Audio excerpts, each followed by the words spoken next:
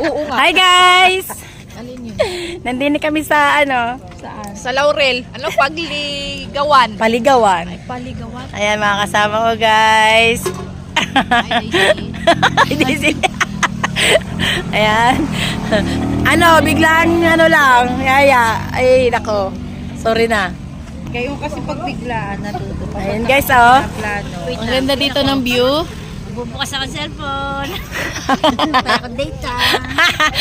Hala, may Nag-Friday ka na. Ayun oh, mayroon sa langit. Kasi pag pinaplano Kahit din wala pang may Ayan. day. Wala pang nang may day. Nag-chat na kasi yung sa akin. Nandito tayo ngayon guys.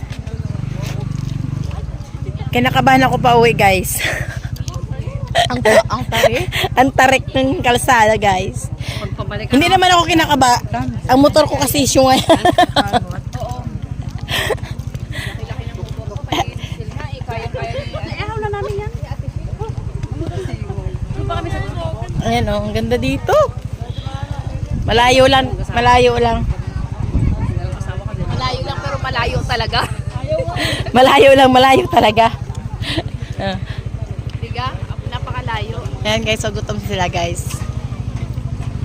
May pagkain naman dito ah. Anong gusto niyo kainin? Oh, mahal yun. Ayun oh, may ano. Ano?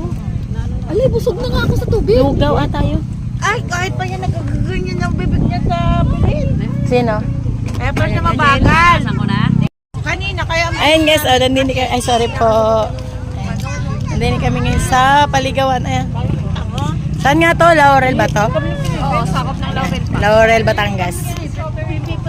Ang ganda guys ng bidini. Ay, ano yun? Wala ko ano din kami ulit.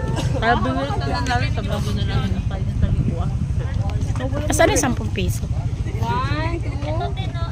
Oh, hanap sa mami. Oh, wag lang umawa. Di ba yun ang Tagaytay? Kaya ni daddy ata. Ano pala yun? Tsaka kahit hindi na, pwede ka doon. Yun ang sky, yung ngayon? Palumalang ka. Yung sinakyan ko, si Fly. Hmm? Ito tayo. Oh, yun. Ang ganda dito.